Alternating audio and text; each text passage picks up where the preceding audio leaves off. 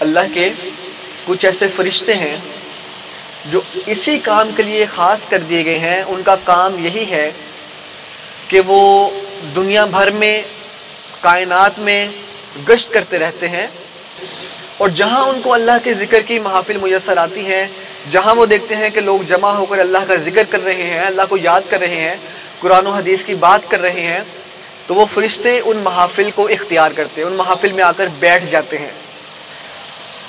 تو لہٰذا ہمیں اس بات پر فخر کرنا چاہیے کہ اللہ تعالیٰ نے ہمیں اپنے ذکر کے لیے ذکر کی محفل میں جمع کیا. آپ دیکھتے ہیں مختلف قسم کے لوگ محافل، مختلف گیدرنگز لگتی ہیں، دوست یار جمع ہو کر ایک ٹولہ بنا کر کہیں بیٹھ جاتا ہے، ٹینٹ سجتے ہیں، ہال سجتے ہیں، مختلف طرح کی گیدرنگز ہیں، لوگ کلبز میں جاتے ہیں. لیکن ایک ہماری محفل یہ ہے. تو اللہ کے ذکر کی محفل ہر محفل سے الگ ہے، ہر محفل سے خاص ہے.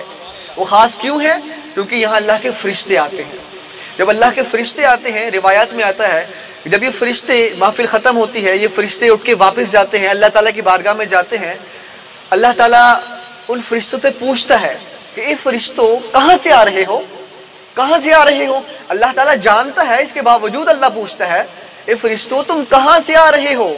فرشتے کہتے ہیں یا اللہ فلاں جگہ پر تیرے ذکر کی محفل سجی تھی، ہم وہاں سے آ رہے ہیں.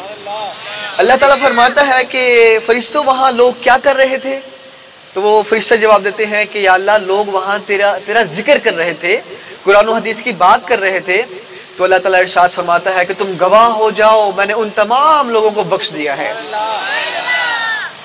فرشتے کہتے ہیں یا اللہ وہاں کچھ لوگ، زیادہ تر لوگ تو تیرے ذکر کے لیے آئے تھے، لیکن کچھ لوگ وہاں پر کسی دوسرے مقصد کے لیے بھی آئے تھے، وہ ایسے ہی گزر رہے تھے، تو انہوں نے کہا چلو لائٹ نہیں ہے تو چلو محفل میں چلے جاتے ہیں. تو اللہ تعالیٰ ارشاد فرمائے گا کہ یہ ذکر جو میرے ذکر کے لیے اس محفل میں آئے تھے، وہ اتنے بابرکت لوگ ہیں، وہ اتنے معظم اور شان والے لوگ ہیں کہ میں نے ان کے صدقے میں دوسرے ایسے ہی آنے والوں کو بھی بخش دیا ہے. تو یہ اللہ کے ذکر کی محافل کی برکت ہوتی ہے کہ یہاں اللہ کی خاص رحمت برستی ہے، اور یہ محفل اللہ کی توجہ کی خاص مرکز ہوتی ہے.